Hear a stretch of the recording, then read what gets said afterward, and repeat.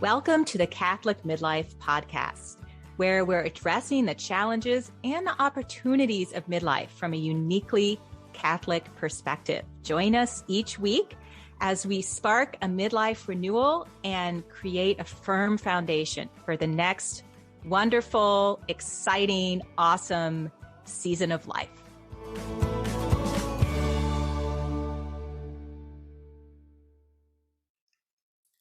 Hi, welcome to the Catholic Midlife Podcast. It's great to have you here. I'm Curtis, and with my wife, Karen.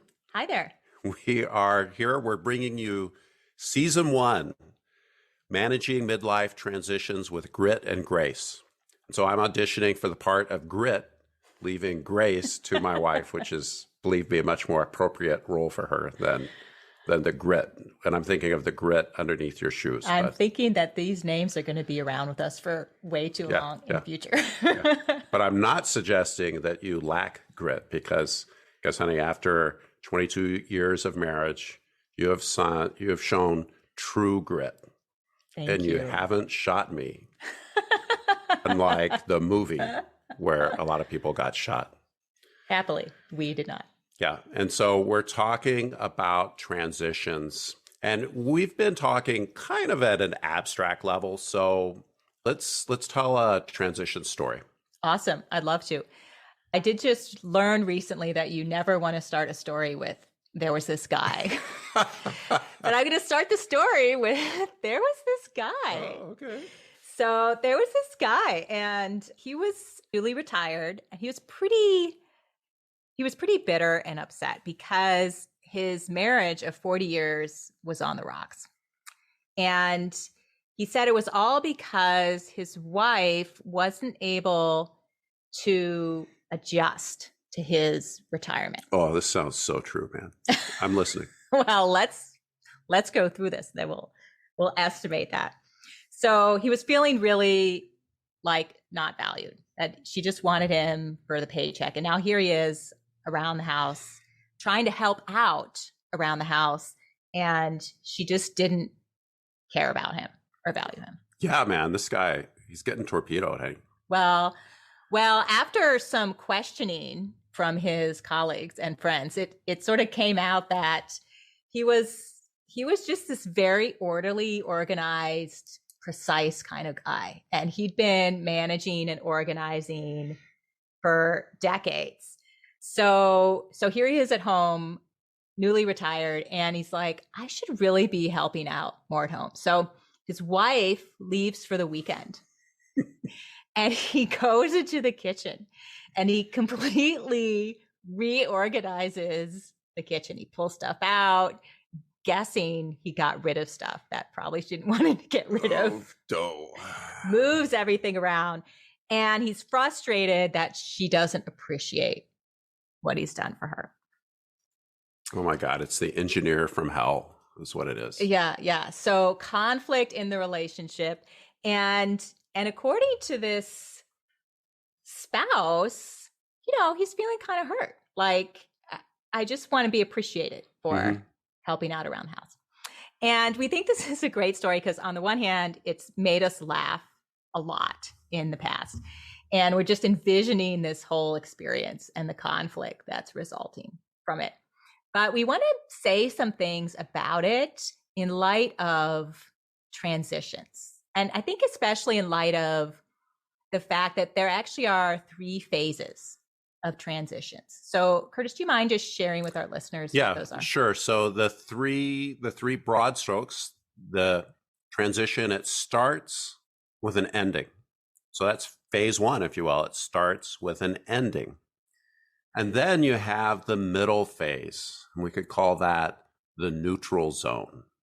And this is many things happen, but you can think especially of letting go and shifting identity and discovering the new meaning and purpose and the new patterns that work. And then the final phase is the new beginning.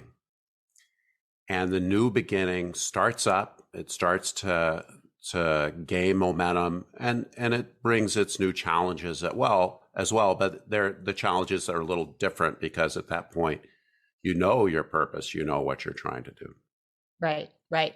So when you think about these three phases of transition, here we're talking about a man who was trying to enter into something new, but really he was stuck in this ending. He couldn't let go of how things used to be, the way I see it. Yeah, he totally missed it. Right. He totally missed the transition. It was like missing the train or the airplane. Just he was clueless that he was in the midst of a big transition. So he goes home and he's used to organizing. He was good at his job, I think, and he was used to being in charge. And so now he was going to make his contribution, but he was going to be the same guy and do things in the same way. And so his contribution was redoing all the stuff in the kitchen and throwing stuff out and moving it around. Right. So it's almost like he wanted to take everything he was doing at work and pick it up and move it to this new place, this new location. But it doesn't really transfer. And in fact, in order to move into kind of a new place for himself, he actually had to do kind of a lot of work to process the ending that he was going through. And one of the things that I think that struck me is, he did this kitchen thing and he wanted to be appreciated and valued by his wife. And I was thinking, he probably got a lot of value and satisfaction and felt appreciated in his work. And so now he's looking to fill that, but he's kind of looking in the wrong spot. He's wanting that from his wife.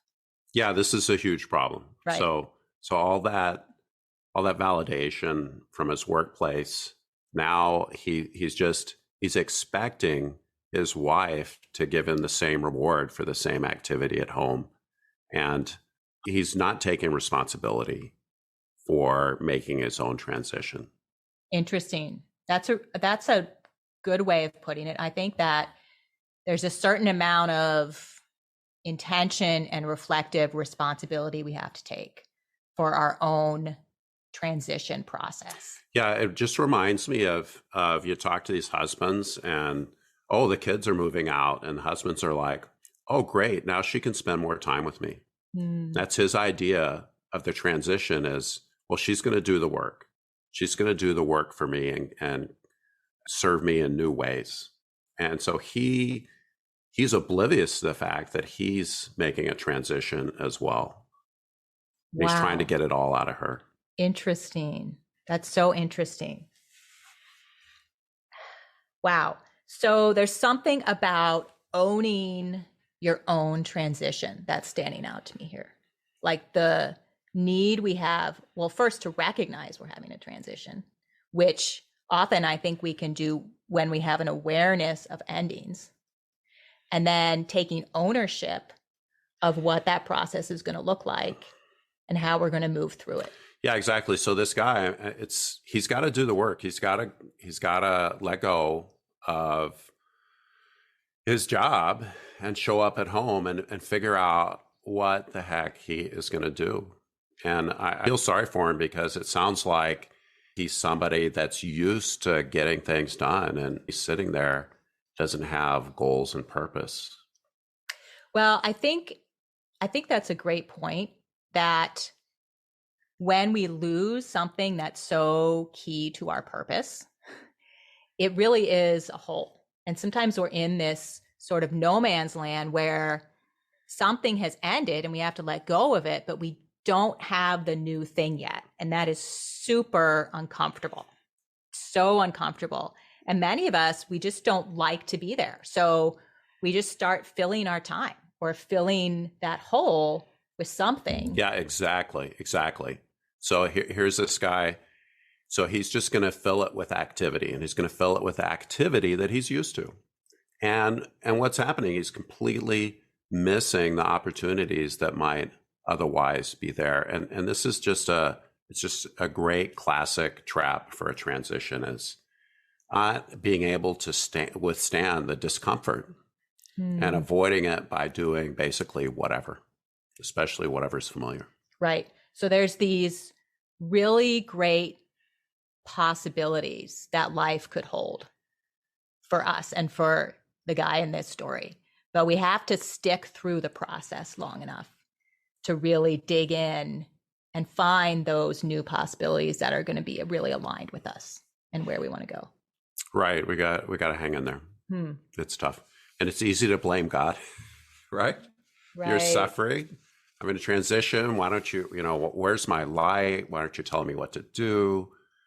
I'm praying. Nothing's happening. And the reality is you're just not doing your own job, man. You got to take responsibility for the transition, but you need to be able to recognize it first. Right. Right. So endings can be tricky.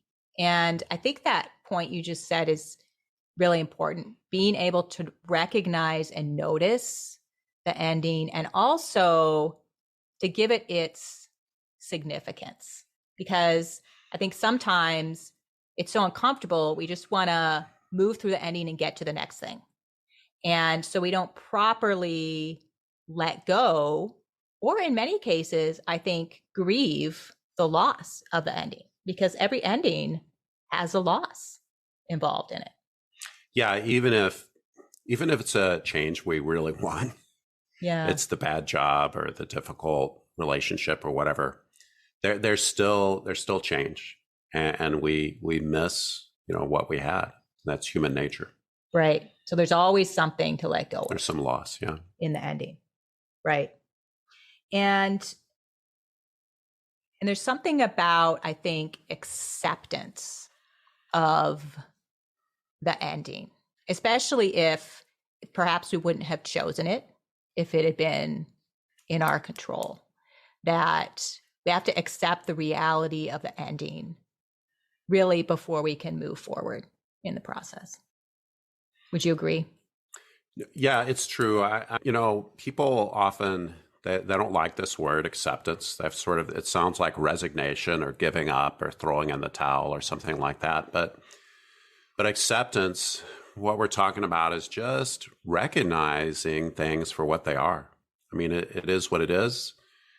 In this guy's case, he's leaving his work, and that's how it is. And the old talents that he used so well, it's not happening in the same way anymore. He has to recognize that for what it is.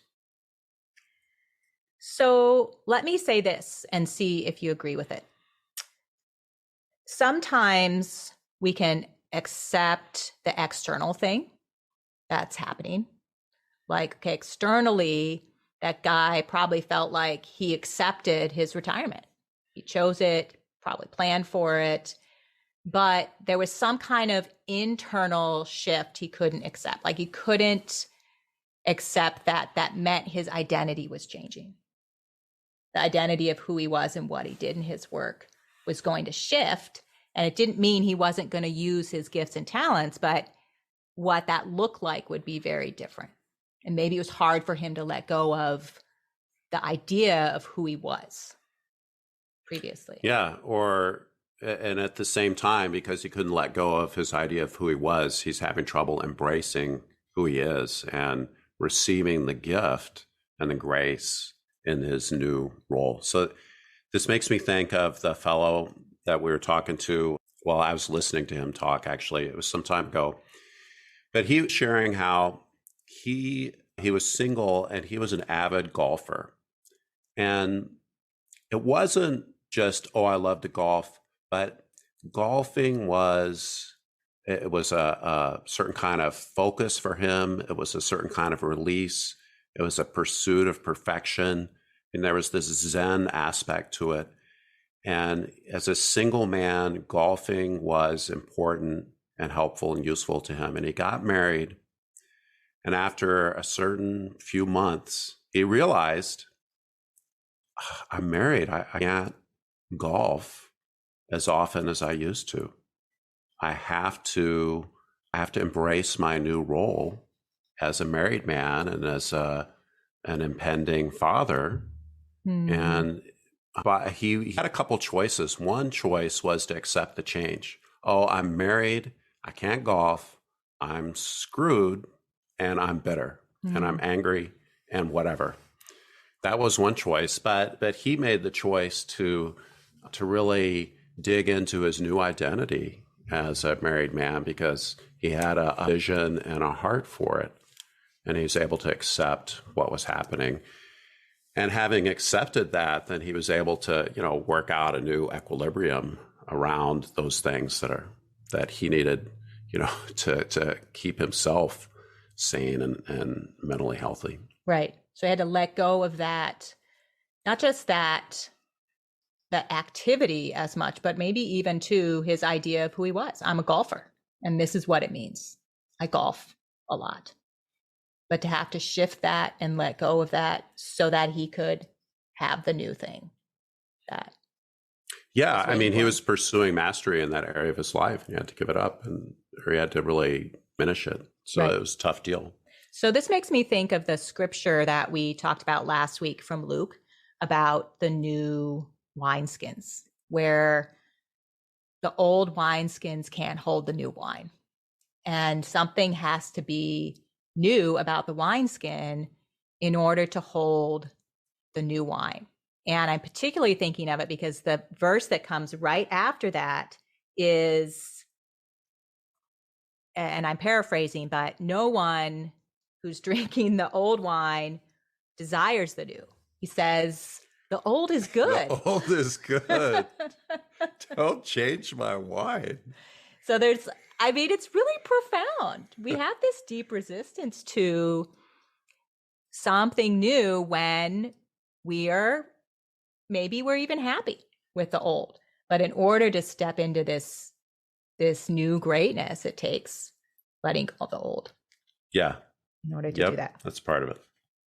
Okay. Another thing I think about endings is there's really this sort of bittersweet aspect to the endings. Like there's often some things that are losses for us and some things that are gains for us. And I'm thinking about this because I was just reading Brene Brown's, or listening to her new book, The Atlas of the Heart. And she was making the point that a lot of us feel really challenged and out of place when we have conflicting emotions around the same thing. We feel happy and sad. Or, well, I'm happy, so why am I feeling sad? Mm-hmm. Or I'm sad, so now I feel guilty that I'm happy in the midst of the sadness. So there's something about holding together conflicting emotions. And I think this happens a lot with endings, is we're going to have a lot of different conflicting emotions. And happy and sad are sort of like your basic, not very sort of more nuanced emotions even. So it's not a good example, but. Well, I think it's helpful just to understand the phases of the transition. And then when you're in the moment and you have this big mix of emotions, you can just realize, this is not unusual. It's not a weird thing. I can sit with all of these and I don't have to shunt one of them to the side. I don't have to be dismissive of one or the other of them. Right. We can hold the emotions together. And this is this isn't completely on topic, Karen, but it just, people make transitions differently, and they can make the same transition differently. They can have different reservations, different problems, different challenges around it. And other people can be dismissive of what we're going through. Right. And that really makes me mad. It's really frustrating to listen to somebody sharing about, the challenges of hiring or moving jobs or dealing with their kids that are in high school now and their needs are different. And then somebody else, it just speaks dismissively about it. Like, oh, that's no big deal. It goes really fast. Right. So they're more speaking from their own experience, or. Yeah. They're exactly not respecting other people's experience. Right.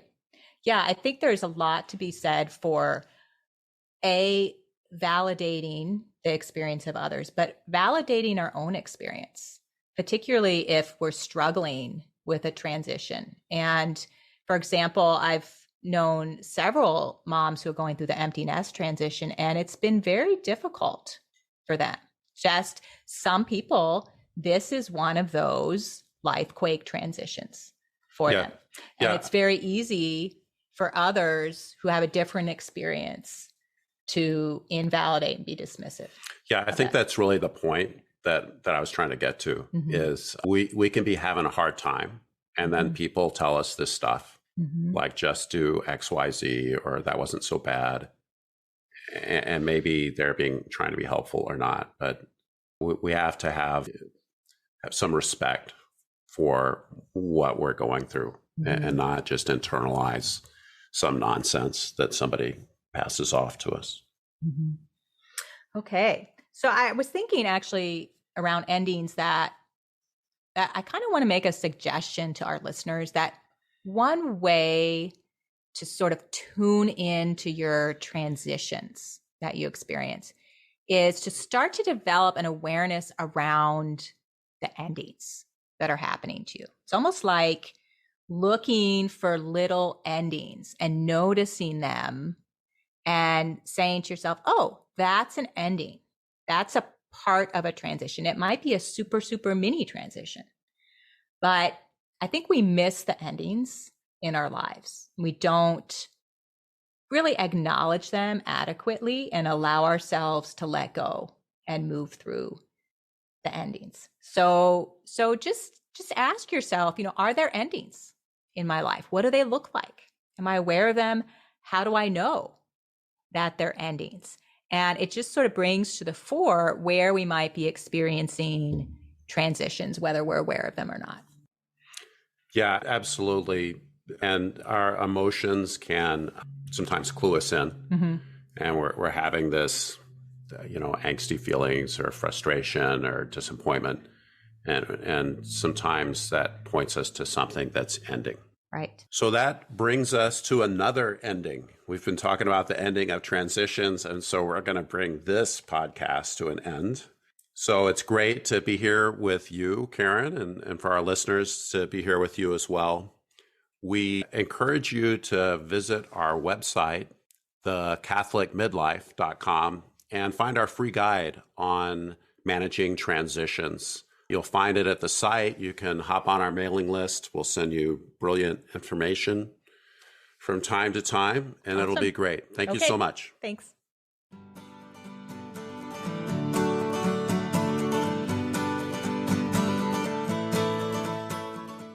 Thank you so much for listening to the Catholic Midlife podcast. It's great to be here with you. Be sure to subscribe on your favorite app or platform. Leave a review. That's so helpful so that others like you can find the podcast. And be sure to tell your friends. We'll see you next week.